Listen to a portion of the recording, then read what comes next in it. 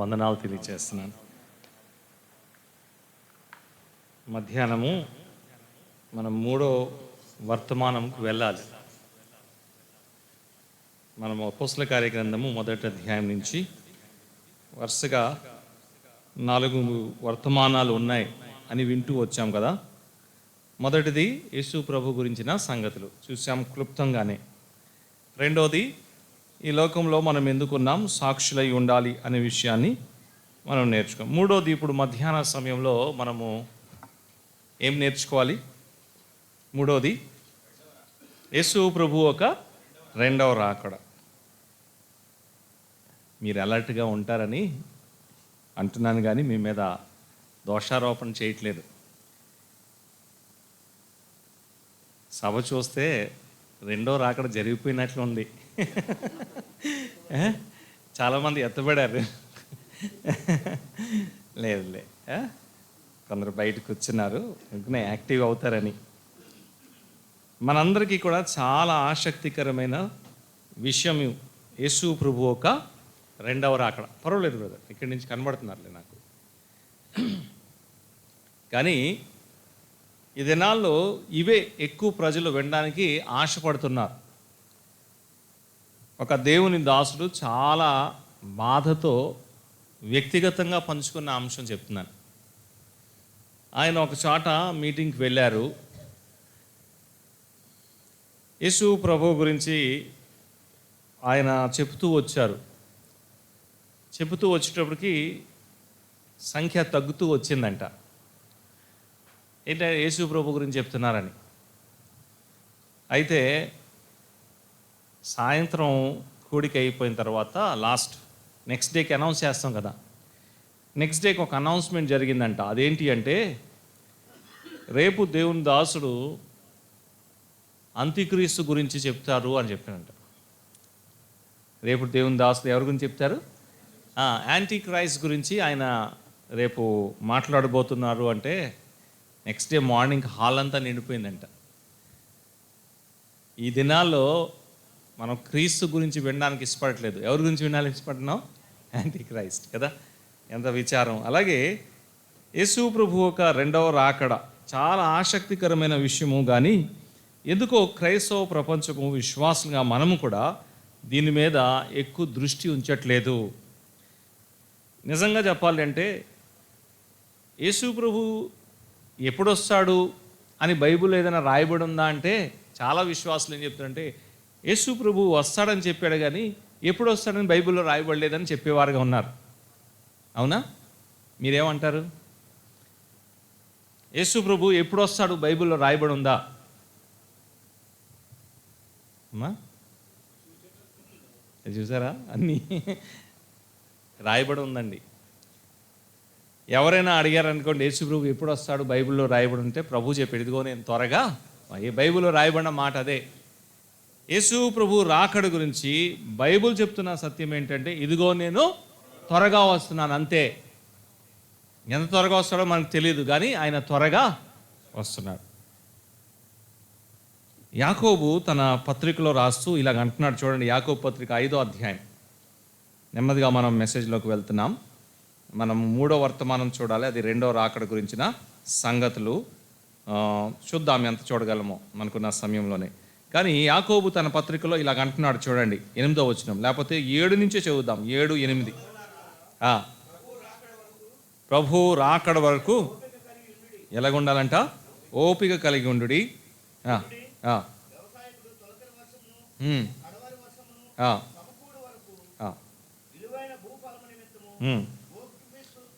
ఓపికతో ఉంటాడు కదండి. యాకోబు తన పత్రికలో రాస్తున్నాడు. యాకోబు పత్రిక 5వ అధ్యాయం 7, 8 వచనాల్లో ఏమంటున్నాడంటే, వ్యవసాయకుడు చెప్తున్నాడు. బహుశా మనందరం కూడా పట్టణంలో ఉన్న వారమే, కానీ కొంతైనా వ్యవసాయం గురించి తెలుసుంటుందేమో. వ్యవసాయకుడు ఏం చేస్తాడంటే, విత్తనం వేయాలి, ఉదయాన్నే లేచి ఏమనుకుంటాడు చెప్పండి?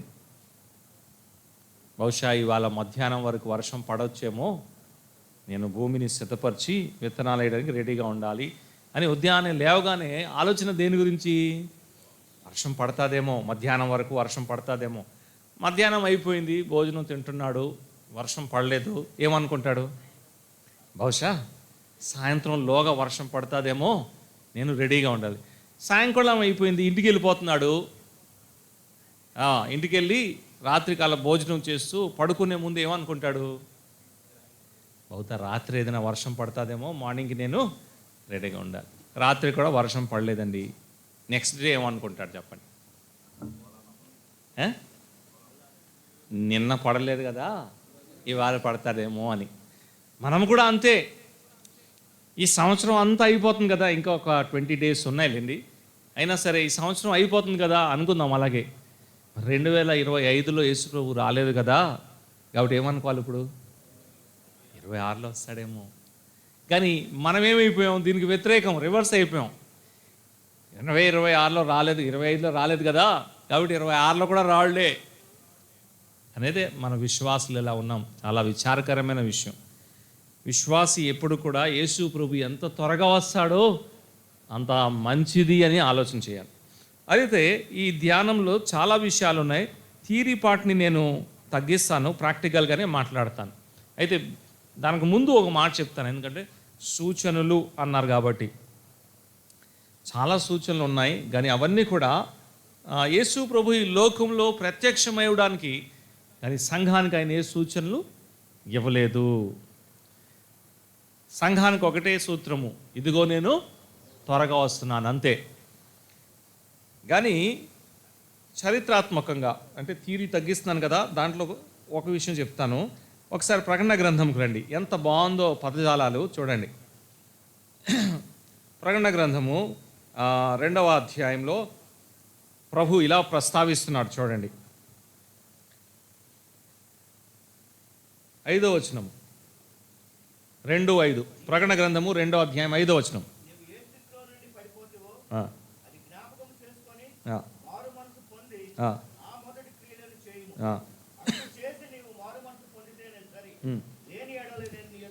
నేను నీ యొద్దకు వచ్చి, మొదటి సంఘంతో మాట్లాడుతూ నేను వస్తాను అని చెప్పాడు. అవునా? రైట్. ఇప్పుడు రెండో సంఘం దగ్గరికి వచ్చేస్తాం చూడండి. శ్రమలు అనే మాట చెప్పాడు, కానీ వచ్చుట అని చెప్పలేదు. 10వ వచనం చూడండి.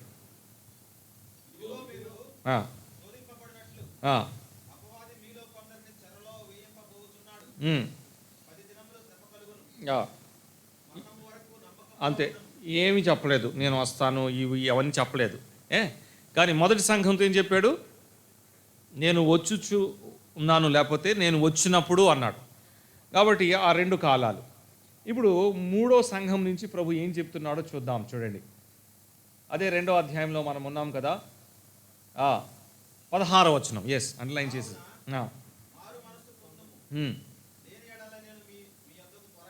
త్వరగా వచ్చి అన్నాడు. ఏమంటున్నాడు చెప్పండి? ఇక్కడి నుంచి ప్రభు ఏం చెప్తున్నాడంటే, బిహోల్డ్ ఐ కమ్ క్విక్లీ, నేను త్వరగా వచ్చి అని చెప్పాడు కదండి. తర్వాత సంఘాలన్నిటికీ కూడా చూడండి, యేసు ప్రభు అదే మాట చెప్తున్నాడు, నేను త్వరగా వచ్చి అంటున్నాడు అని చూడడం. కానీ 3వ అధ్యాయంలో ఒకసారి చూడండి. 3వ అధ్యాయంలో కూడా యేసు ప్రభు నేను త్వరగా వచ్చి అన్నాడు. 11వ వచనము, 3:11. త్వరగా వచ్చుచున్నాను అన్నాడు. 3:20 చూడండి.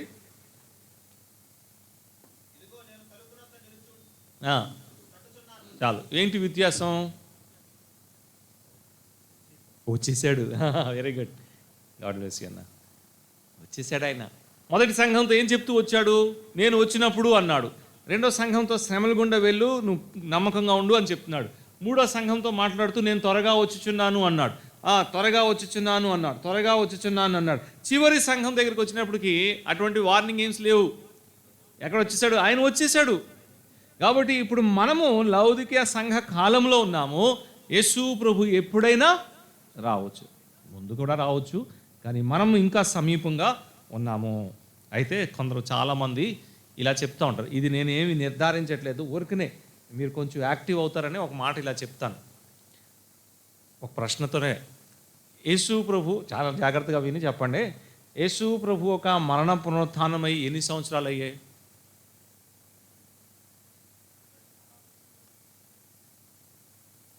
అందరూ సైలెంట్ అయిపోయి. సర్లేదు, మనకు తెలియదు కదా. కానీ ఇంకా 2000 సంవత్సరాలు అవ్వలేదు. ఆయన ఈ లోకంకి వచ్చి అయ్యింది. కానీ అంటే క్రిస్మస్ చేసుకుంటున్నారు కదా వాళ్ళకి. కానీ యేసు ప్రభు మరణ పునరుత్థానము ఇలా అనుకుంటున్నాం. BC 3లో ఆయన పుట్టాడు. BC 3-4 కదండి. ఒక టైం లైన్ ఇలా వేసుకుంటే BC 3-4లో ఆయన పుట్టాడు. యేసు ప్రభు సిలువ వేయబడిన కాలము దాదాపు AD 30.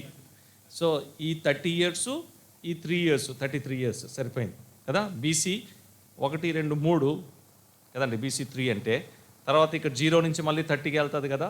కాబట్టి 33 సంవత్సరాలు. అంటే AD 30 దాదాపు ఆయన సిలువ వేయబడిన సంవత్సరము. సిలువ వేయబడి సమాధి చేయబడి ఆయన ఎప్పుడు తిరిగి లేచాడు? 3వ రోజునే కదా. కాబట్టి ఇయర్ ఏం చేంజ్ అవ్వదు. AD 30నే ఆయన ఏమయ్యాడు? తిరిగి లేచాడు.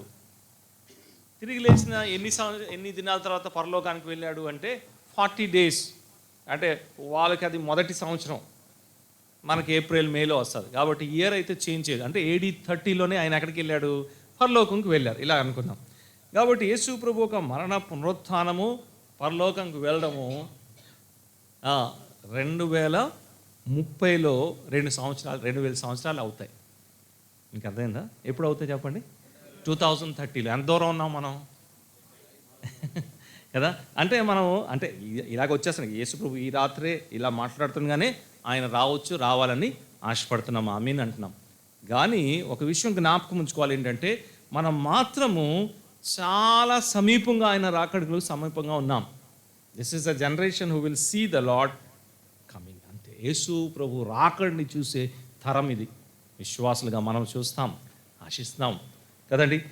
అలాగైతే ఇప్పుడు యేసు ప్రభు రాకడ ఆ థియరీ పార్ట్లోకి వెళ్ళట్లేదు, కానీ ప్రాక్టికల్గా తీసుకున్నాం. ఎందుకంటే మన దగ్గర సమయం తక్కువ ఉంది. ఒక విశ్వాసి ఏం చేయాలి? సరే, యేసు ప్రభు వస్తున్నాడు కాబట్టి విశ్వాసిగా నేనేం చేయాలి అంటే నేను సిద్ధపాటు కలిగి ఉండాలి. ఆ సిద్ధపాటు చూసుకుందాం అంతే. విమానాల్లో ప్రయాణం చేసే వారికి తెలుస్తుంది కదా. విమానం ఒక ఫలానా ఎయిర్పోర్ట్లో ల్యాండ్ అవ్వబోతుంది అంటే ఒక ప్రకటన చేస్తారు, మీరు సిద్ధపాటు కలిగి ఉండండి అని. సీట్ బెల్ట్ కట్టుకోండి, ట్రే సరిగ్గా చేసుకోండి, అవన్నీ చెప్తారు కదా. అలాగా దేవుని వాక్యంలో కూడా సిద్ధపాటు, ప్రభు వస్తున్నాడు, దాని గురించి ఏమవ్వాలి? సిద్ధపాటు కలిగి ఉండాలి. చూద్దాము, 1 by 1 మనం చూద్దాం. కనీసం 4 విషయాలు గమనించి మనము సెలవు తీసుకుందాం. యోహాను రాసిన పత్రిక, మొదటి పత్రిక 3వ అధ్యాయము 2-3 వచనాలు చదువుకుందాం. యోహాను రాసిన పత్రిక, మొదటి పత్రిక 3వ అధ్యాయం 2-3 వచనాలు.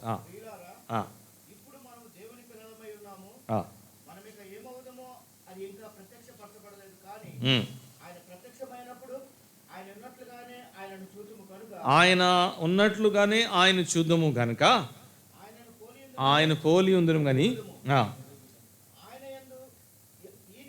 ఆయన యందు ఈ నిరీక్షణ. ఏ నిరీక్షణ?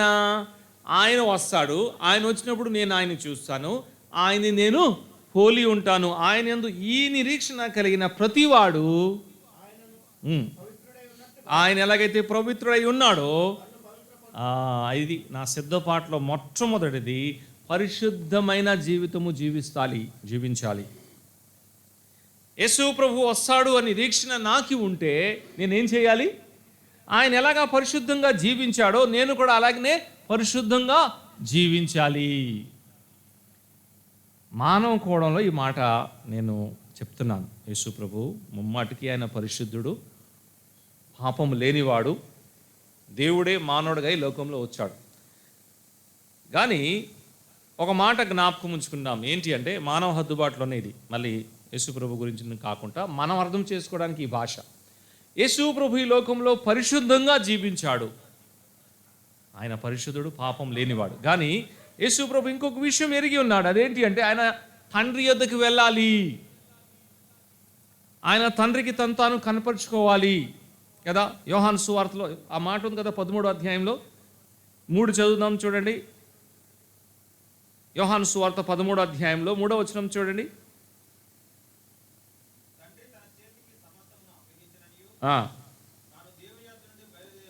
దేవుని ఎదురు నుంచి వచ్చాడు, మళ్ళీ ఎక్కడికి వెళ్తాడు? దేవుని దగ్గరికి వెళ్ళాలి. అది అవి వెళ్ళవలసిన ఉన్నది తెలుసు. ఆయన దేవుని దగ్గర నుంచి వచ్చాడు, మళ్ళీ ఎక్కడికి వెళ్ళాలి? దేవుని ఎదురుకి వెళ్ళాలి. అందుకే ఆయన ఈ లోకంలో ఎలా జీవించాడు? పరిశుద్ధంగా జీవించాడు. అది మనకు మాదిరి. విశ్వాసులుగా మన అందరూ జ్ఞాపకం ఉంచుకోవాల్సింది ఏంటంటే, మనందరం కూడా ఎక్కడ ఉండాలి? దేవుని ఎదుట మనం కనబడాలి. అదే పౌలు కొరింథీయులకు రాస్తూ 2వ పత్రిక 5లో చెప్పాడు కదా, మనందరము క్రీస్తు న్యాయపీఠం ఎదుట ప్రత్యక్షం అవ్వాలి. కాబట్టి జాగ్రత్త అంటున్నాడు. పరిశుద్ధంగా జీవించాలి. యేసు ప్రభు రాకడ కొరకై నేను ఆశ పెట్టి కనిపెట్టేవారుగా ఉండే వ్యక్తి అయితే నా ప్రవర్తన ఎలా ఉంటాయి అంటే పరిశుద్ధంగా ఉంటాయి. ఎందుకు నేను పాపంలో జీవించాలి? ఎందుకు పాపం జరిపించాలి?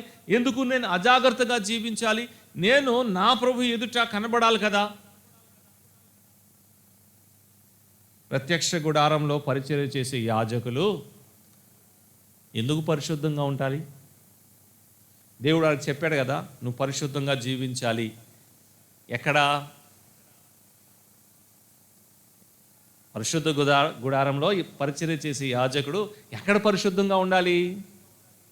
కేవలం పరిశుద్ధ గుడారంలో ప్రత్యక్షమైనప్పుడేనా, లేకపోతే బయట కూడానా? బయట ఎందుకు ఉండాలి? ఇక్కడ కనబడాలి కాబట్టి. ఇక్కడ రావడానికి ధైర్యం ఉండాలి అంటే బయట ఆయన ఎలా ఉండాలి చెప్పండి? పరిశుద్ధంగా జీవించాలి. మృతదేహాన్ని ముట్టుకోకూడదు, అపవిత్రమైన విషయాన్ని భుజించకూడదు, మత్తు పదార్థాలు తీసుకోకూడదు కదా. దేవుడు ఇచ్చాడు కదా అవన్నీ పరిధి. అవన్నీ ఎందుకు చేస్తున్నాడు? ఒక యాజకుని అడుగుదాం బయట, ప్రత్యక్ష గుడారంలో కాదు. ఒక యాజకుని బయట అడుగుదాం అనుకోండి, అయ్యా నువ్వు మృతదేహాన్ని ముట్టుకోవట్లేదు, అపవిత్రమైన ఈ విషయాలు తినట్లేదు, మత్తు పదార్థాలు తాగట్లేదు, తర్వాత వివాహాల్లో ప్రత్యేకమైన నియమ నిబంధనలు పెట్టుకున్నావు కదండి, ఇవన్నీ ఎందుకు చేస్తున్నావు అంటే ఏమంటాడు? ఏమండి నాకు తప్పదు, మరి ఇలా చేశారు నన్ను అంటాడా? ఏమంటాడు చెప్పండి? మంచి యాజకుడు అయితే ఏమంటాడు? ఓ ఐ మస్ట్ స్టాండ్ దేర్, నేను అక్కడ నిల్చోవాలి, నా ప్రభు సన్నిధిలో నేను కనబడాలి, నా ప్రభు సన్నిధిలో నేను నిల్చోవాలి. కాబట్టి ఇక్కడ నా ప్రవర్తన ఎలా ఉండాలి? పరిశుద్ధంగా ఉండాలి. ఎందుకు నన్ను పరిశుద్ధపరచుకుంటున్నానంటే నేను ఇదిగో ప్రతిరోజు అక్కడ నిల్చోవాలి. మనందరము కూడా విశ్వాసులుగా ఎందుకు పరిశుద్ధంగా జీవిస్తున్నాం? ఎందుకు చెప్పండి? We have to give an our account. మనం ఒక లెక్క అప్పచెప్పాలి ఆ ప్రభుకి. ఆ ప్రభు ఎదుట మనం నించోవాలి.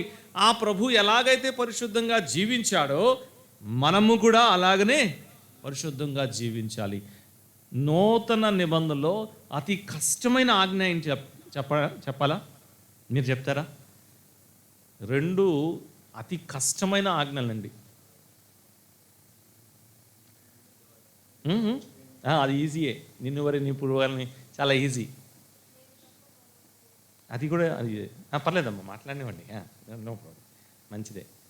నూతన నిబంధన నేను అంటాను 2 ఆజ్ఞలు చాలా కష్టమైంది. మీరు సర్వలోకంకి వెళ్ళి సువార్త ప్రకటించండి, ప్రకటిస్తున్నాం కదా. నన్ను జ్ఞాపకం చేసుకుని దీన్ని చేయడం చేస్తాం ఎంతో కొంత, పర్లేదు. కానీ చాలా కష్టమైన 2 ఆజ్ఞలు. ఒకటి యేసు ప్రభు అన్నాడు, నేను మిమ్మల్ని ప్రేమించిన ప్రకారము. అది చాలా కష్టం. ఎందుకంటే యేసు ప్రభు ఎలా ప్రేమించాలో తెలుసుకోవాలి. యేసు ప్రభు స్టాండర్డ్ ఆ మాదిరి, అసలు ఆ మాదిరిని మనం రీచ్ అవ్వగలమా? కానీ ప్రయత్నించాలి. అదొకటి చాలా కష్టమైంది. ఎందుకంటే నేను నాకు నచ్చినట్లుగా ప్రేమించడం కాదు, యేసు ప్రభు ఎలా ప్రేమించాడో యోహాను సువార్త 13వ అధ్యాయం 34వ వచనంలో అంటున్నాడు, నేను మిమ్మల్ని ప్రేమించిన ప్రకారము. అంటే ఇప్పుడు ఎక్కడ ఎవరి స్థాయి? నేను నా సహోదరుని ప్రేమించినప్పుడు ఎవరిని చూడాలి? యేసు ప్రభువుని చూడాలి, ఆయన ప్రేమించినట్లు. ఇంకోటి, నేను పరిశుద్ధుని కాబట్టి మీరును అంతే. అప్పుడు అక్కడ ఆ స్టాండర్డ్ చాలా కష్టమైంది కదండి. దేవుడు ఎంత పరిశుద్ధుడు మనం గ్రహించగలమా? ఆ విధంగా ఆ స్టాండర్డ్లో పరిశుద్ధత దేవుడు నన్ను కోరుకుంటున్నాడు కదండి. ఇంకో మాట చెప్పాడు, క్రీస్తు మిమ్మల్ని క్షమించిన ప్రకారం ఒకరినొకరు మీరు. ఇది చాలా, ఎందుకంటే ఇక్కడ స్థాయి స్టాండర్డు ఆయనే కదండి. యేసు ప్రభు ఎక్కడ కూడా ఇలా అనలే, కానీ మనకు మాదిరి అది. నేను ఎలాగైతే ప్రార్థన చేశానో మీరు కూడా అలాగే ప్రార్థన చేయండి అనలే. అని శిష్యులకు చెప్పాడు, మీరు మెలకుగా ఉండి ప్రార్థన చేయండి, అధికంగా మీరు ప్రార్థన చేయండి, మానక మీరు ప్రార్థన చేయండి. ఇన్ని చెప్తున్న ప్రభు నేను చేసినట్లు చేయండి అనలే. కానీ ఆయనే మాదిరి. కానీ ఏమన్నారు? నేను మిమ్మల్ని ప్రేమించిన ప్రకారము, నేను పరిశుద్ధంగా ఉన్న ప్రకారము.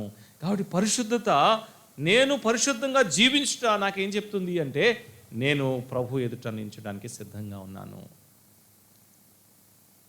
ఇక్కడ చూడండి, అదే మాట అన్నాడు. ఈ నిరీక్షణ, ఏ నిరీక్షణ ఇది? యేసు ప్రభు వచ్చినప్పుడు రెండు విషయాలు జరుగుతాయండి. ఒకటి, ఆయన్ని మనం చూస్తాం. రెండోది, ఆయన్ని పోలి మనము ఉంటాం. చాలామంది ఇలా కూడా చెప్తూ ఉంటారు, అది కూడా మంచిది. యేసు ప్రభు వలే ఉంటాం మన అందరం కదండి. మన పరలోకంలో ఒకరినొకరు ఎలా గుర్తుపడతాం? ఇప్పుడు ఎలా గుర్తుపడుతున్నామో అలాగే గుర్తుపడతాం. కానీ ఆశ్చర్యం ఏంటంటే ఇలా మాట్లాడుతూ ఉంటాం అన్నమాట. ఈయన భవానీ శంకర్ బ్రదరే కదా, ఈయన ఎందుకు యేసు ప్రభులా కనబడుతున్నాడు? మీకు అర్థమైందా?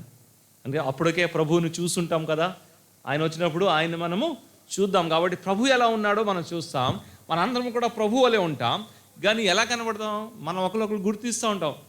ఈయన ఈ బ్రదరే, కానీ ఈయనేంటి యేసు ప్రభులా కనబడుతున్నాడు అంటే ఎలా కనబడుతున్నాడు? యేసు ప్రభులాగా. కానీ గుర్తుపట్టేది మనము ఈ బ్రదరే కదా అని గుర్తుపడుతున్నాం. సరే, అది మన అంశం కాదు. కానీ పరిశుద్ధత, మరి ఎంత పరిశుద్ధంగా జీవిస్తున్నాం? మాటల్లో పరిశుద్ధత, క్రియల్లో పరిశుద్ధత, మన ప్రతి విధములో పరిశుద్ధత కలిగి జీవిస్తే I'm ready for the Lord's coming. ఇప్పుడు అర్థమైందా ఎందుకు మనం యేసు ప్రభు ఒక రాకడిని అపేక్షించలేదు? ఎందుకంటే మనం పరిశుద్ధంగా జీవించట్లేదు. కానీ ఈ నిరీక్షణ కలిగిన ప్రతి వ్యక్తి కూడా ఎలా జీవిస్తాడు చెప్పండి? పరిశుద్ధంగా జీవిస్తాడు. ఎంత పరిశుద్ధంగా జీవిస్తాడు? ఆయన ఎంత పరిశుద్ధంగా ఉన్నాడో అంత పరిశుద్ధంగా. ఇది మొదటిది నా సిద్ధపాటులో. అలాగైతే పరిశుద్ధంగా జీవించాలి.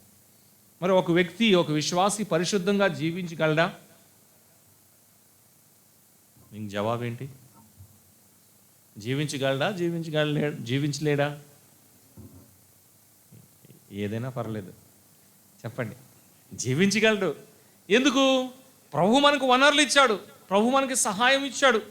మనం పరిశుద్ధంగా జీవించడానికి ప్రభు మనకు కావాల్సిన అన్నీ కూడా ఇచ్చాడు. కాబట్టి ఒక విశ్వాసి ఈ లోకంలో పరిశుద్ధంగా జీవించగలడా అంటే అవును, జీవించగలడు. ఎలా జీవించగలడు? పరిశుద్ధంగా జీవించుకు ఆయన ఏం చేయప్పుడు? ఆయన వాక్యంని ఇచ్చాడు. ఏమి ఇచ్చాడు చెప్పండి? ఆయన వాక్యంని ఇచ్చాడు. కీర్తనకారుడు ఏమంటున్నాడు?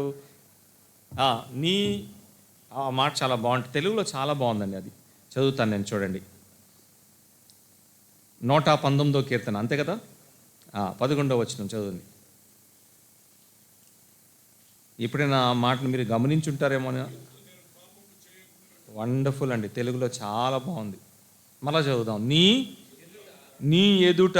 అది యాక్చువల్గా పాపము మానవ దృష్టిలో ఎలా ఉంటుంది అంటే, అవిశ్వాసి అయిన మానవుడు ఒక పదజాలం ఎలా ఉంటుందో తెలుసా? నీకు విరుద్ధముగా. ఇది అవిశ్వాసి పదజాలం. చాలాసార్లు విశ్వాసాలు కూడా వాడవచ్చులేండి, మళ్ళీ కన్ఫ్యూజ్ అవ్వకూడదు. మీకు కావాలా ఆ పదజాలం? అది కూడా ఉంటుంది. లూకా సువార్త, తప్పుపోయిన కుమారుడు ఏమంటున్నాడో చూడండి. 15వ అధ్యాయంలోకి రండి. లూకా సువార్త 15వ అధ్యాయము. రెండిటికి వ్యత్యాసం చెప్పాలి మీరు నాకు. 18వ వచనం, లూకా సువార్త 15వ అధ్యాయం.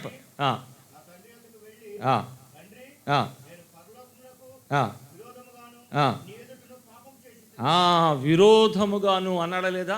ఒకటేమో విరోధంగా, ఒకటేమో ఎదుట. కీర్తనకారుడు అంటాడు, దేవా నీ ఎదుట నేను పాపము చేయకున్నట్లు అన్నాడు. అంటే ఏమంటున్నాడు? దాని అర్థం ఏంటి తెలుసా? నేను నీ ఎదుట జీవిస్తున్నాను. I'm living in front of you. విశ్వాసి ఎప్పుడు కూడా దేవుని ఎదుట జీవిస్తున్నాడు. అర్థమైందా?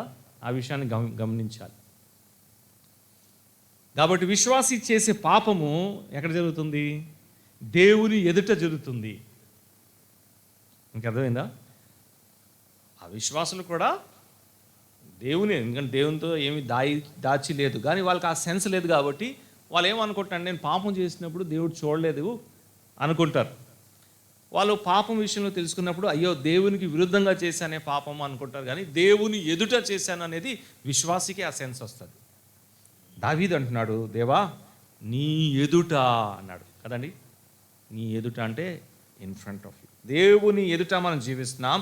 పాపము చేయకుండా ఉండడానికి, అనగా పరిశుద్ధంగా ఉండడానికి ఏం చేయాలి?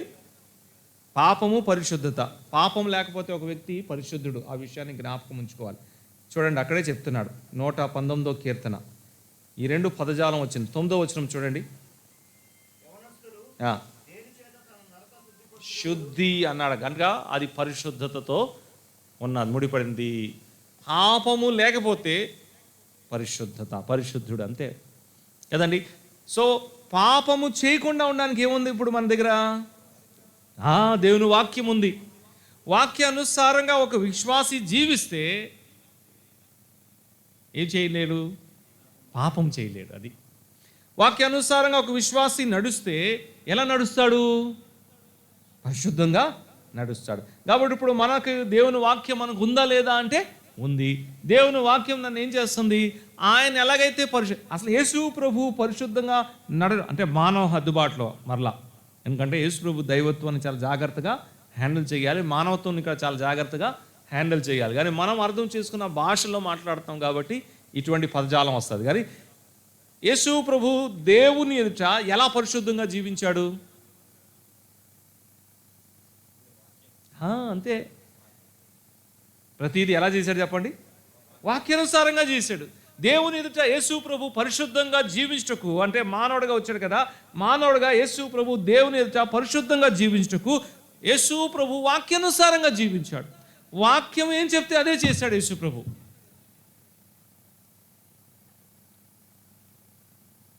వాక్యము నెరవేర్చబడాలి, వాక్యం ఏం చెప్తే నేను అదే చేయాలి, అంతే. ఇతరుల రియాక్షన్తో నాకు పని లేదు. మీకు చెప్తాను చూడండి ఎంత ఆశ్చర్యమో. యోహాను సువార్తకు రండి, ఎంత ఆశ్చర్యమో చూడండి. యేసు ప్రభు సౌమ్యుడు, దీనుడు, ఎంత ఉత్తముడు మన ప్రభు. 19వ అధ్యాయంకి రండి. యోహాను సువార్త 19వ అధ్యాయము 20వ వచనాన్ని చదువుకో. 28వ వచనం. యోహాను సువార్త 19వ అధ్యాయం 28వ వచనం.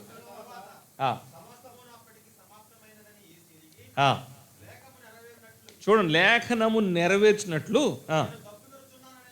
నేను ఏమన్నాడు చెప్పండి యేసు ప్రభు. దాని అర్థం ఏంటి? దప్పిక ఉన్నాను అంటే దాని అర్థం ఏంటి? ఇప్పుడు నేను అన్నాను అనుకోండి, దప్పిక ఉంది, దాహం ఉందని, దాని అర్థం ఏంటి? నాకు నీళ్ళు ఇవ్వండి అని అర్థమే కదా, అవునా కాదా?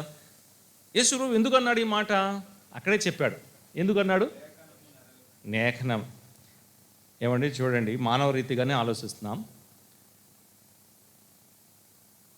యేసు ప్రభుని కొరడాతో కొట్టారు కదండి. బట్టలు తీసివేసి పక్కన పెట్టి 39 కొరడాల కన్నా ఎక్కువే కొట్టారు. యేసు ప్రభుని కొరడాతో కొట్టారు. దేహం అంతా గాయమైపోయింది, రక్తము. అది కాకుండా ఒక ముళ్ళ కిరీటము అల్లి యేసు ప్రభు తల మీదకు పెట్టి కర్రతో దాన్ని కొట్టారు. అది కాకుండా బరువైన ఒక సిలువ ఆయన్ని మోసి ఆయనకిచ్చి మోసి కొంత వరకు తీసుకెళ్ళు అని చెప్పారు. అది కాకుండా 2 చేతుల్లో 2 కాళ్ళలో మేగులు కొట్టి సిలువేశారు. అవునా?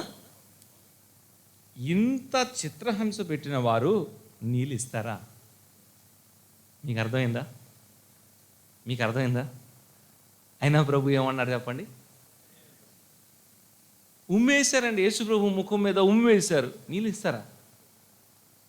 కానీ ఎందుకన్నాడు?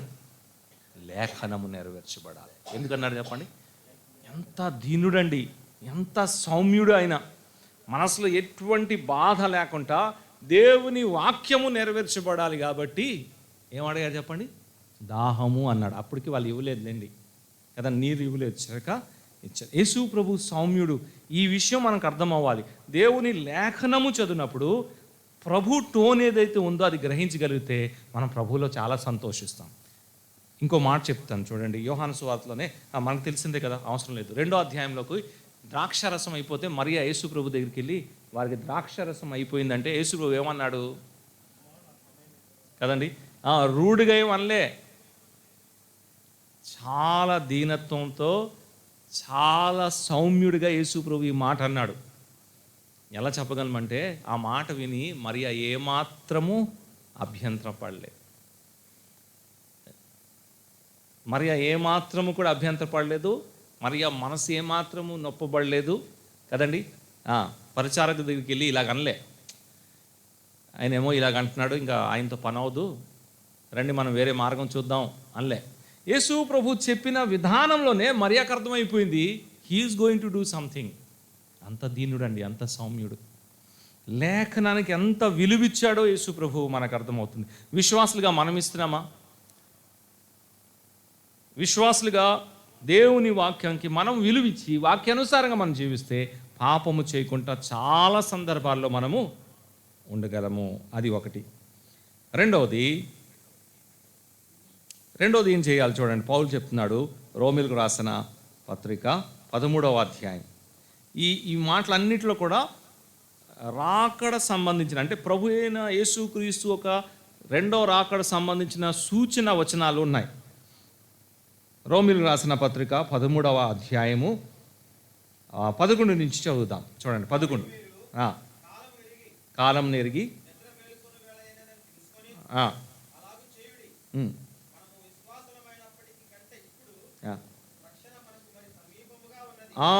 రక్షణ సమీపంగా ఉంది, పగలు చాలా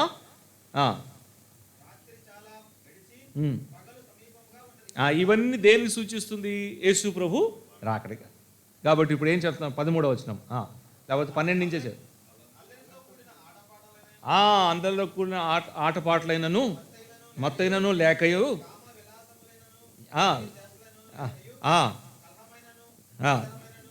లేకయు అంధకార క్రియల్ని విసర్జించి అనే మాట ఎక్కడుంది? పైనుందా? 12వ వచనమా?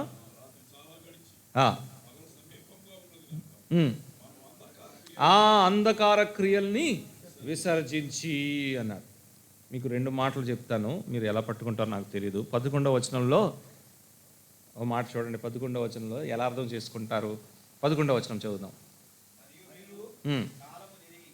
ఎరిగి నిద్ర మేలుకునే అంటే ఏంటి దాని అర్థం?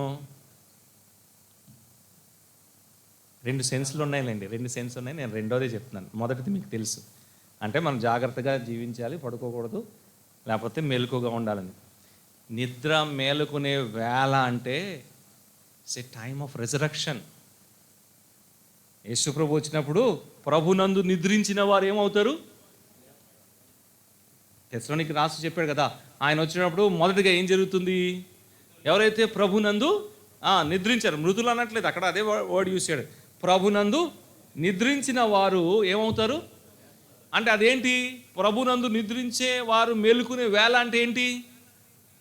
అదే చెప్తున్నాడు. నిద్ర మేలుకునే వేళ వచ్చిందంటే ప్రభునందు నిద్రించే వాళ్ళు మేలుకునే వేళ వచ్చింది కాబట్టి వాళ్ళకి వచ్చేసింది. కాబట్టి మనం కూడా ఏం చేయాలి? వాళ్ళతో పాటు మనం కూడా ఉన్నాం కదా. అంధకార క్రియలను విసర్జించి.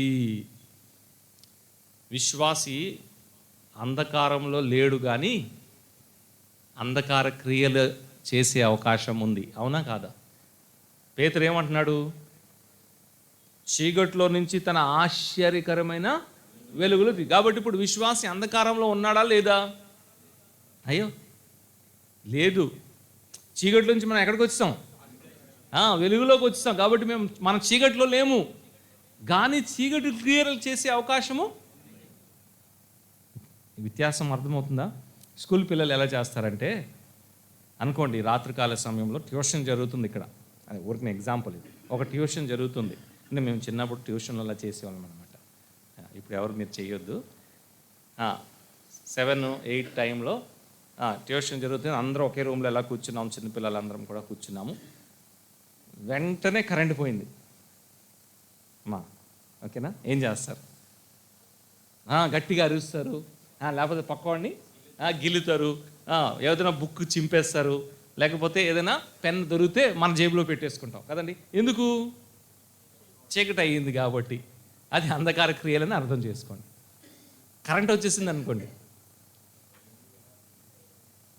కరెంట్ వచ్చినా సరే అలాగే అరుస్తున్నాం అనుకోండి, అలాగే చింపుతున్నాం అనుకోండి, అలాగే గిల్లుతున్నాం అనుకోండి. అంటే సాధారణంగా అది ఎప్పుడు చేస్తాము? చీకట్లో చేస్తాం. కానీ ఇప్పుడు కరెంట్ ఉన్నా సరే చేస్తున్నాం. చీకట్లో లేము, కానీ చీకట్లో చేసే క్రియలు పౌలు అదే చెప్తున్నాడు. విశ్వాసి చీకట్లో లేడు, చీకట్లోంచి తన ఆశ్చర్యకరమైన వెలుగులో పిలిచాడు కదా. విశ్వాసి చీకట్లో లేడు, కానీ చెప్పండి, చీకటి క్రియలు చేసే అవకాశాలు ఉన్నాయి. అక్కడే చెప్తున్నాడు ఏమేమో. కాబట్టి ఆ దినము సమీపించే కొలది నేనేం చేయాలి? నో, అరే ప్రభు వచ్చేస్తున్నాడు, నిద్ర మేలుకునే వేళ అవుతుంది, రాత్రి చాలా గడిచిపోయింది, నేను జాగ్రత్తగా జీవించాలని ప్రతి విశ్వాసి కూడా యేసు ప్రభు రాకడ కొరకై ఈ విధంగా సిద్ధపాటు కలిగి ఉండాలి. చీకటి క్రియలు విడిచిపెట్టాలి. విడిచిపెట్టాలంటే మనకి బాధే కదండి. బాధ కాదా? ఒక యవనస్తుడు యేసు ప్రభు దగ్గరికి వచ్చాడు. అయ్యా, నిత్య జీవం పొందడానికి నేను ఏం చేయాలంటే ప్రభు చాలా చెప్పాడు. ఇవన్నీ చేస్తున్నానులే ప్రభు అన్నాడు. అయితే నీకు ఒక ఇది ఉంది, నువ్వు పని చేయన్నాడు. నీదు కలిగిన సమస్తమును అమ్మి పేదలకు ఇచ్చేసి అప్పుడు నన్ను వెంబడించి అంటే అక్కడ ఏం రాశాడు? ఆ యవనస్తుడు చాలా విచారంతో, ఇంగ్లీష్లో హీ వెంట్ సారోఫుల్లీ అన్నాడు, చాలా బాధతో వెళ్ళిపోయాడు అన్నాడు. ఎందుకు బాధ? యేసు ప్రభుని వెంబడించడం ఇష్టం లేదా, లేకపోతే విడిచిపెట్టడం ఇష్టం లేదా? అసలు ఎందుకు బాధ? ప్రభు అంటే ఇష్టమే, ప్రభుని వెంబడించాలన్నా ఇష్టమే, కానీ విడిచిపెట్టవలసింది మనం కూడా అలా తయారయ్యాం. ఇప్పుడు విడిచిపెట్టవలసిన విషయాలు విడిచిపెట్టలేకపోతున్నాం. ప్రభు అంటున్నాడు, ఆ దినము సమీపిస్తుంది, అయ్యా నిద్ర వేలుకునే సమయం అయింది, ఆయన వస్తున్నాడు, మీ క్రియలు సరి చేసుకోండి అంటే ఏం చేస్తున్నాం చెప్పండి? ఇంకా నెట్ఫ్లిక్స్ సబ్స్క్రైబ్ చేస్తున్నా, అది కదండి.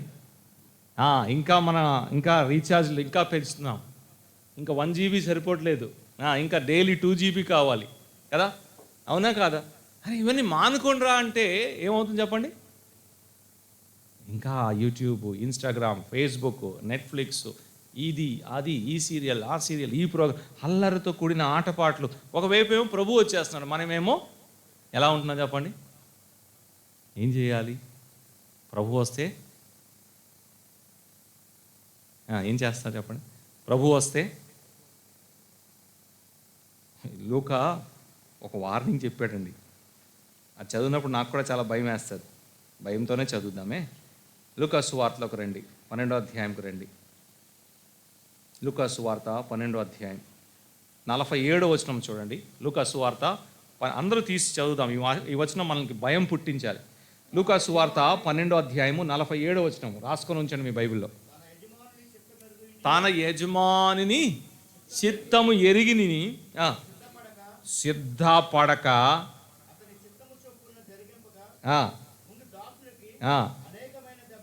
ఏముంటాయి చెప్పండి? ఎవరికి అక్కడే చెప్పాడు కదా, యజమాని చిత్తముని ఎరిగి ఆ చిత్తముని చేయక ఉన్న దాసుడికి ఏముంటుందంట? దెబ్బలు కాస్తున్నా సరే చిత్తాన్ని చేయట్లేదు మనం.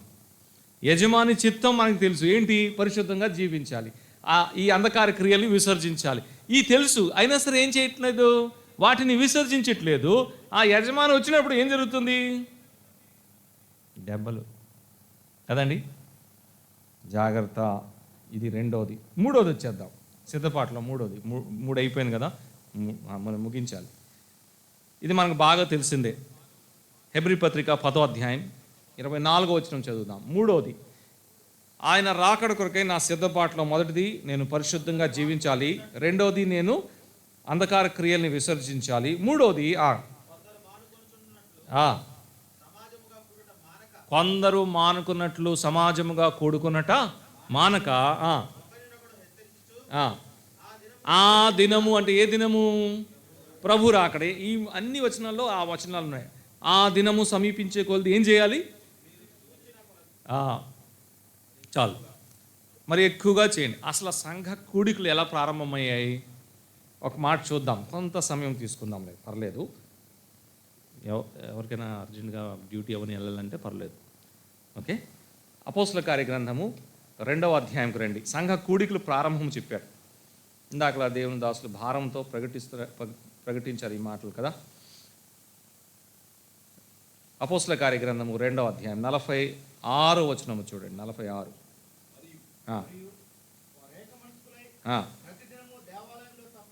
ప్రతి దినము దేవాలయంలో ఎలా చెప్పండి, తప్పక రోజు మీటింగు, రోజు వస్తున్నారు. అది ఇలా ప్రారంభమైందండి సంఘ కూడికలు. ప్రతి దినము దేవాలయంలో తప్పక కూడుకునేవారు. ఇది సంఘ ప్రారంభము, సంఘ కూడికలు ప్రారంభము. మనమైతే మనమున్న కాలంలో మనకి పెద్ద మైనస్ ఏంటి తెలుసా? ఏ ఒక్కరోజు కూడా, ఇది మాకు కూడా వర్తిస్తుంది, మిమ్మల్ని కాదు అనట్లేదు, ఇది మాకు కూడా వర్తిస్తుంది, ఇది అందరికీ వర్తిస్తుంది. ఏ ఒక్కరోజు కూడా, ఏ ఒక్క కూడికలో కూడా సంఘమంతా గ్యాదర్ అయ్యేది ఎక్కడ ఈ దినాల్లో రిజిస్టర్ అవ్వట్లేదు. ఇది అందరికీ చూడండి. పౌలు ఈ పదజాలం ఎలా వాడుతున్నాడు. పౌలు కొరింథీయులకు రాసిన మొదటి పత్రిక 14వ అధ్యాయంకు రండి. పౌలు కొరింథీయులకు రాసిన మొదటి పత్రిక 14వ అధ్యాయం 23వ వచనం చూడండి. ఎంత ప్రిసైజ్గా చెప్తున్నాడు. సంఘం అంటే సరిపోతుంది కదా, సంఘము అంతయు. మీకు అర్థమైందా? అంటే నోబడీ ఈజ్ మిస్డ్ అవుట్. సంఘము అంతా అన్నాడు. సంఘము అంటే సరిపోతుంది, కానీ ఏమన్నా చెప్పండి, సంఘమంతయు అన్నాడు. కూడి, అసలు సంఘమంతయు అనేది ఎక్కడ కూడా ఏ ఒక్క కూడికలో కూడా జరగట్లేదు. ఇది మనకు చాలా మైనస్ అండి. ఇది ప్రార్థన కూడిక ఇంకా అసలు చెప్పవసరం లేదు. వాక్య ధ్యాన కూడికలో కొందరు వస్తారు. ఆదివారం కూడా అందరూ వస్తారంటే సంఖ్య ఎక్కువ ఉంటుంది, కానీ అయినా సరే సంఘమంతయు అనేది ఎక్కడా లేదు. సంఘ కూడికలు ఎలా ప్రారంభమయ్యాయంటే ప్రతిరోజు తప్పగా కూడుకునేవారు. అపోస్తల కాలము ఇంకా అయిపోతుంది. అదే రాశాడు కదా హెబ్రీ పత్రికలో. ఏమన్నాడు చెప్పండి? కొందరు, అదే అన్నాడు పదజాలం, అది కొందరు మానుకున్నట్లు అన్నాడు. అంతేనా? ఇప్పుడు మన కాలంలో చెప్పాలంటే ఆ వచనాన్ని రీరైట్ చేయాలంటే ఎలా రాయాలి? అందరూ మానుకున్నట్లు మీరు సమాజంగా కూడుకుంటా మానొద్దు అనాలి ఇప్పుడు. అవునా? ఎందుకంటే అందరూ, అక్కడేమో కొందరు మానుతున్నారు, అట్లీస్ట్ అక్కడి వరకు వచ్చారు. మన కాలంలో అందరూ మానుతున్నారు. ఎందుకు మానొద్దు సమాజంగా కూడుకుంటా? ఒకటి, ప్రభు వస్తాను. నేను ఇలాగ అంటాను, ఇది నేను ఓన్లీ ఎగ్జాంపులే అనుకోండి. మనకు ఒక సమాచారం అందింది, పక్కా ష్యూర్, గ్యాబ్రియల్ తోతే ఈ మ్యాటర్ మనకి లీక్ చేశారు అనుకున్నాం. ఇది ఎగ్జాంపుల్. ఈరోజు సాయంత్రము 5ంటికి యేసు ప్రభు వస్తున్నాడు అనేది పక్కా కన్ఫామ్ 100% అని మనకు న్యూస్ తెలిసింది అనుకోండి. మందిరం మానుతామా? చెప్పండి, మానుతామా?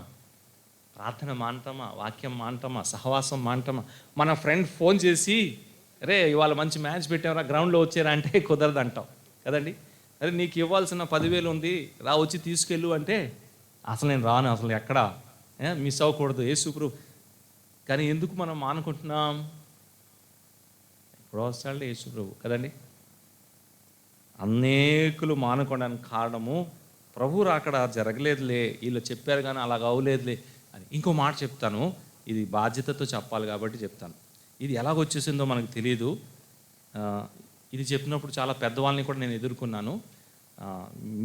మీరు కూడా వివేచనతో ఆలోచించి అప్పుడు విభేదించాలా సమర్థించాలా మీరే చెప్పండి. మన ప్రార్థనలో ఇంకో మాట ఇలా ఉంటుంది, ప్రభు రాకడ ఆలస్యం అయితే అంటున్నారా లేదా మీరు? మనం ఇలా వెళ్తున్నప్పుడు కూడా ఏమంటామంటే, ప్రభు రాకడ ఆలస్యం అయితే మరలా కలుస్తాం.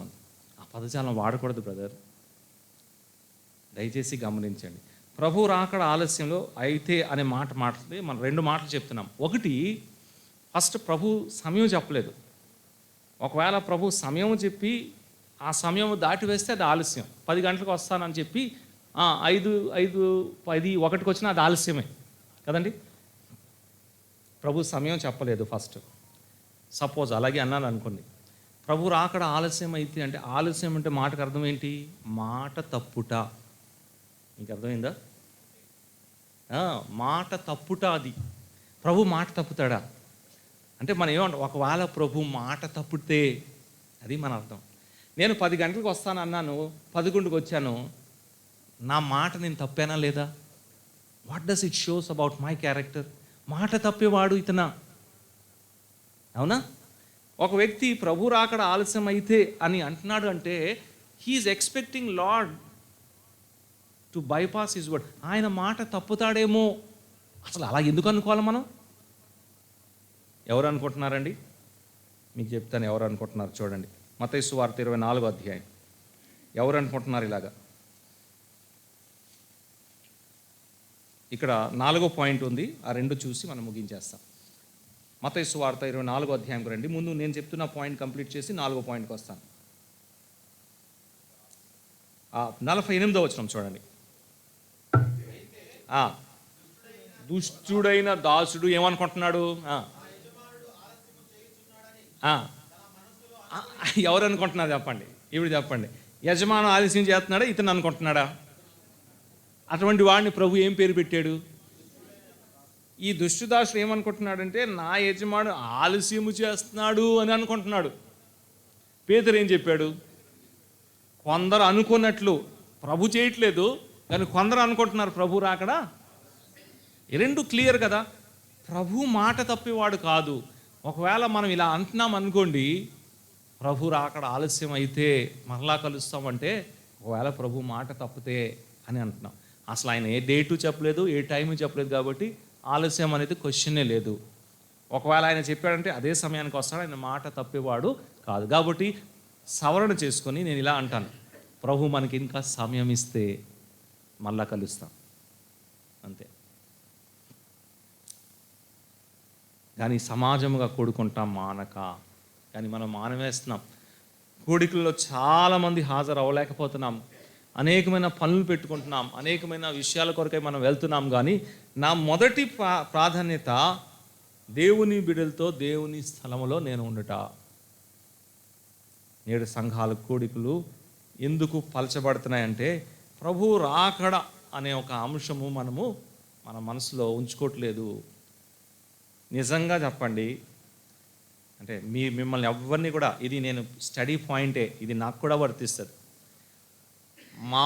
కూడికిని మానుకునేవారు ఎందుకు మానుకుంటున్నారు చెప్పండి? ఆలస్యం అని కాదు, కొంచెం దగ్గరికి వచ్చారు, నేను చెప్తాను అమ్మా. పనులు ఉన్నాయి, వెరీ గుడ్. ఇంకా కొంచెం దగ్గరికి వచ్చారు, నేను చెప్తాను చూడండి. ఇది అవునా కాదు చెప్పండి. ఈ వేళ కాకపోతే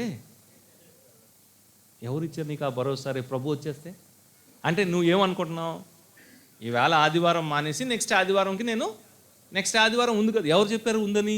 ఈలోగా ప్రభు వచ్చేస్తే అంటే నువ్వు మనసులో ఏమనుకుంటున్నావు, నెక్స్ట్ వీక్ వరకు ప్రభు రాలే, ఈ ఆదివారం వెళ్ళకపోయినా నెక్స్ట్ ఆదివారం, ఈ శుక్రవారం కాకపోయినా, ఈ ప్రార్థన కూడికి కాకపోయినా ఇంకో ప్రేయర్ మీటింగ్ ఉంది కదా, ఇంకో వాక్యధ్యాన కూడికి ఉంది కదా, ఇంకో స్పెషల్ మీటింగ్ ఉంది కదా, ఎందుకు అలా అనుకుంటున్నావు? ప్రభు అప్పుడే రాడు కదా, ఉంటుందిలే, ప్రభు సమయాన్ని ఇస్తున్నాడు, అది వేరే విషయం. కానీ నేను అలాగ అనుకోకూడదు. అందుకే కొందరు మాన్నట్లు ఇప్పుడు అనేకులు మానుకుంటున్నారు. కారణం ఏంటంటే తర్వాత చూద్దాంలే కదండి. మనకన్నా స్కూల్ పిల్లలు మంచి వాళ్ళండి. స్కూల్ పిల్లలకి చాయిస్ ఉంటుంది కదా, తెలుసు కదమ్మా, చదువుతున్నావు కదా. ఎగ్జామ్ రాసినప్పుడు చాయిస్ ఉంటుందా లేదు చెప్పండి. ఇది కాకపోతే మరలా అలాగనుకొని ఎవరైనా ఆగిపోతారా? 10th ఎగ్జామ్ జరుగుతుంది, మార్చిలో రాకపోతే మనం మరలా ఏప్రిల్లోనో ఎప్పుడో సప్లిమెంటరీ ఎగ్జామ్స్ ఉంటాయి కదా, రాయవచ్చు కదా. అలాగని ఆగిపోతారా ఎవరైనా? నో కదండి. ఇంకొక అవకాశం దొరుకుతుందో లేదో, ఇంకొక ఛాన్స్ ఉంటుందో లేదో కదండి. మొన్న డిఎస్సి ప్రిపరేషన్ వాళ్ళు అలాగే ఉన్నారు, మళ్ళీ డిఎస్సి తీస్తాడో లేదో, వాళ్ళకున్న జ్ఞానం మనకు ఉండట్లేదు. మళ్ళా అవకాశం దొరుకుతుంది. సహవాసం ఎంత ప్రాముఖ్యమైంది. మానక, కొందరు మానుకున్నట్లు మీరు సమాజముగా కూడుకుంటా మానక ఇంకేం చేయాలి చెప్పండి? ఎక్కువగా చేయమన్నాడు. మనం ఏమేం చేస్తున్నాం? ఒకటేమో మానేస్తున్నాము, రెండోది తక్కువ చేస్తున్నాం. ఒకటేమో మానేస్తున్నాం, రెండోది ఏం చేస్తున్నాం? తక్కువ చేస్తున్నాం. చాలా సంఘాలు ప్రారంభంలో అండి మాకు మంగళవారం కూడా ఉండేది, బుధవారం కూడా ఉండేది, శుక్రవారం కూడా ఉండేది, ఒకరోజు హోల్ నైట్ ఉండేది, ఇప్పుడు ఏమీ లేదు అనేవారు లేరా? అంటే తక్కువైందా ఎక్కువైందా మీటింగ్స్? తగ్గిపోయింది కదండి. అలా చేయకూడదు అన్నాడు. ఎన్ని చూసుకున్నాం? ఒకటి, పరిశుద్ధంగా జీవించాలి. రెండోది, అంధకార క్రియలు విసర్జించాలి. మూడోది, సమాజంగా కొనుక్కున్నాం. నాలుగోది ఇక్కడే చెప్పాడు చూడండి, మత్తయి సువార్త 24వ అధ్యాయము 45వ వచనం చూసి మనం ముగించేస్తాం.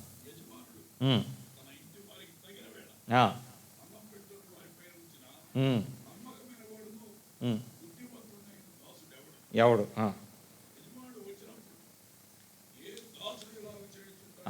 ప్రభు నాకు ఇచ్చిన పనిని నేను చేస్తూ ఉండాలి. ఇది ప్రిపరేషన్లో భాగం. ప్రభు నాకు ఇచ్చిన పని, నాకే పని ఇచ్చాడు? సంఘ పెద్దగా ఉన్నావా, పరిచారకుడిగా ఉన్నావా, సువార్థికుడిగా ఉన్నావా, బోధకుడిగా ఉన్నావా, విశ్వాసిగా ఉన్నావా, భర్తగా ఉన్నావా, భార్యగా ఉన్నావా, తల్లిదండ్రులుగా ఉన్నావా, పిల్లలుగా ఉన్నావా, ప్రభు నీకు ఏ స్థానము, ఏ పరిచర్య, ఏ పని ఇచ్చాడో ప్రభు వచ్చినంత వరకు ఏం చేయాలి చెప్పండి? నమ్మకంగా ఆ పనిని చేస్తూ ఉండాలి. That shows you are ready for the Lord's coming కదండి. ఇది మన ప్రిపరేషన్లో భాగం. ఇప్పుడు చెప్పండి, ఇవన్నీ మనం చేయట్లేదు కాబట్టి యేసు ప్రభు రాకడ గురించి మనం ఆలోచన చేయట్లేదు. ఎంత వారైనా సరే ఏమనుకుంటున్నారు చెప్పండి? ఇప్పుడు కాదులే ప్రభువా, రేపు కొంత సమయం నేను కూడా ప్రిపేర్ అవ్వాలి కదా. అందరూ ప్రిపరేషన్కి సమయం కావాలి అనేవారే కానీ అవును ప్రభువా త్వరగా రమ్ము అని ప్రార్థన చేసేవారు ఎంతమంది ఉన్నారు? ఉదయాన్నే లేచి ప్రభువా ఈరోజు నువ్వు త్వరగా వచ్చేస్తే మంచిది అని ఆశించేవారు ఎంతమంది ఉన్నారు కదా. పౌలు అన్నాడు, ఎవరైతే ఆ ప్రభు రాకడ కొరకే ఆశతో అపేక్షిస్తారో వారికి దేవుడు ఏం చేస్తున్నాడు చెప్పండి? ఒక కిరీటం ఇస్తాడు అన్నాడు. తెలుసా మీకు ఆ వచనం? ఊరికనే ఒక కిరీటం వచ్చేస్తుంది మనకి, ఏమీ చేయకుండా. ఏంటది? చదువుతారా ఆ వచనం? ఎక్కడో చెప్తారా? పౌలు తిమోతికి రాసిన 2వ పత్రిక 4వ అధ్యాయము 7వ వచనం చదవండి. 7-8లో ఉంటుంది.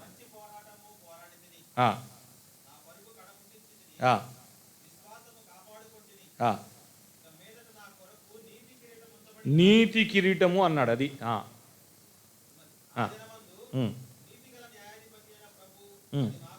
నాకును ఆయన ప్రత్యక్షతను అపేక్షించే వారు అందరికీ ఇస్తాడు. ఒక కిరీటం వచ్చేస్తుందండి ఈజీగా. రోజు యేసు ప్రభు త్వరగా రా అని ఆశతో ఎదురు చూసేవారికి ఆయన ఏం చేస్తాడు చెప్పండి? ఒక కిరీటం అండి. ఇంకో మాట చెప్పి ముగించేస్తాను, ఎందుకంటే it's a very emotional thing. పౌలు ఈ మాట రాస్తున్నప్పుడు పౌలుకి మరణ శాసనం ఇవ్వబడింది. నీరో ఏం చేయబోతున్నాడు చెప్పండి? తెలుసా మీకు? తెలుగులో చాలా కష్టం, ఆ వర్డ్ నేను చెప్పలేను కానీ తల నరకు వేయబోతున్నాడు కదండి. ఎవరు? నీరో. కానీ పౌలు రాస్తూ ఏమన్నాడు తెలుసా? దేవుడు నాకేమిస్తాడు? కిరీటం ఎక్కడ పెట్టుకుంటారు? తల ఉంటుందా లేదా? నీరో ఏం చేయబోతున్నాడు? చేస్తున్నాడు కదా. కానీ పౌలు ఏమంటున్నాడు? I'm not going to lose my head. అసలు ఈ హెడ్ మీద ఏముంది? కిరీటం పెడతాడు ఆయన. నీరో గెలిచాడా? పౌలు గెలిచాడా? అర్థమైందా? తల తీసివేయమన్నాడు కానీ నీరో అది చదివితే గుండె ఆగిపోతుంది నీరోకి. తిమోతి పత్రిక చదివితే నేనేమో ఇతను తల తీసేస్తానంటే ఇతనేమో కిరీటం అంటున్నాడు అంటే వాట్ ఏ హోప్ కదండి. మనం ఎందుకు ఈ ఆశలో జీవించట్లేదు? మనం ఎందుకు యేసు ప్రభు రాకడిని ప్రేమించట్లేదు? మనం ఎందుకు యేసు ప్రభు రాకడ కొరకే అపేక్షించట్లేదు? ఎందుకు ఆ చీకటి క్రియలు ఇంకా చేస్తున్నాం? ఎందుకు పరిశుద్ధంగా జీవించట్లేదు? ఎందుకు సమాజంగా కూడుకుంటా మానుకుంటున్నాం? ప్రియులారా, మనకు మనమే జవాబు చెప్పుకుంటాం. శ్రేష్టమైన సంగతి యేసు ప్రభు ఆయన వచ్చినప్పుడు ఎలా ఉంటాం చెప్పండి? ఆయన్ని పోలి ఉందము, అంతే. ఆయన్ని పోలి ఉంటాం అంటే చెప్పండి, ఆయనలాగా ఉంటాం అంతే. ఆయనలాగా ఉంటామంటే ఆయనలాగా ఉండడానికి అసలు అంటే మన దేశ భాషలో చెప్పాలంటే ఒక జన్మ సరిపోదు కదండి. ఎంత ప్రయాసపడుతున్నాం ఇప్పుడు ఆయన వలే ఉండడానికి, అవునా? ఎంత ప్రయాసపడుతున్నాం? ప్రభు సహాయం చేస్తున్నాడు, దినదినం ఆయన అంశంగా మార్చబడతాం. కానీ ఆయన వచ్చినప్పుడు ఆయన పోలి దేని గురించి అయితే నా జీవితాంతం పనిచేశానో, ప్రయాసపడానో, ఎంత బాధలో ఇబ్బందులు దేని కొరకు అయితే నేను జీవించాలంటే ఆయన వలె ఉండాలి అని ఇంత తపన, ఇంత ప్రయాసపడి జీవిస్తున్నా. ఆ గడియ ఆయన వచ్చినప్పుడు అది నేను పొందుతానండి. ఎంత శ్రేష్టమైంది. ప్రార్థన చేసుకొని ముగించుకుందాం. ఎందుకు కూడికలో మనం హాజరు కావట్లేదు? ఎక్కడ ఆ వెచ్చదనము, వేడి తగ్గిందో ఆలోచన చేస్తాం. ఎందుకు పరిశుద్ధంగా జీవించలేకపోతున్నామో, ప్రభు రాకడ మీద మన దృష్టి ఎంత ఉంది, అంధకార క్రియల్ని విసర్జించడానికి ఎంత ఇష్టపడుతున్నాము, ప్రభు రాకడ దినము సమీపిస్తుందని గ్రహించగలుగుతున్నామా లేదా, ప్రభు నాకు అప్పగించిన పనిని నేను చేసేవారుగా ఉన్నానా లేదా, లేకపోతే దుష్టు దాసుడు వలె ప్రభు అప్పుడే రాళ్లే అనుకొని నా ఇష్టానుసారంగా జీవిస్తున్నానా? మనం పరీక్షించుకొని లోపాలు ఉంటే సరి చేసుకొని ప్రభుకు అప్పగించి ప్రభు రాకడ కొరకై ఆశతో అపేక్షించి జీవించే వారు ఉంటకు ప్రభు మనకు సహాయించింది గాక. ప్రార్థన చేసుకుందాం. కృపా కనికరంగా మా ప్రియ పరలోకపు తండ్రి, ఈ దినము మాకు మీరు ప్రత్యేకించి ఇచ్చిన విధానం బట్టి స్తుతిస్తున్నాం. 2 సెషన్లో 3 వర్తమానాలు మీరు మాకు దయచేశారు. ఈ మాటలు మా హృదయంలో ముద్రించండి. మీ కొరకై ఈ లోకంలో ఆసక్తిగా మీకు సాక్షులై జీవించుటకు, మీ రాకడ కొరకై మేము ఎదురు చూసే వారికి ఉంటకు మీ కృపా సహాయం అందించమని, సాయంకాల కూడి కొరకై మమ్మల్ని సిద్ధపరచమని యేసు ప్రభు నామంలో ప్రార్థన అడిగి వేడుకుంటున్నాం మా తండ్రి. ఆమేన్. అందరికీ వందనాలు.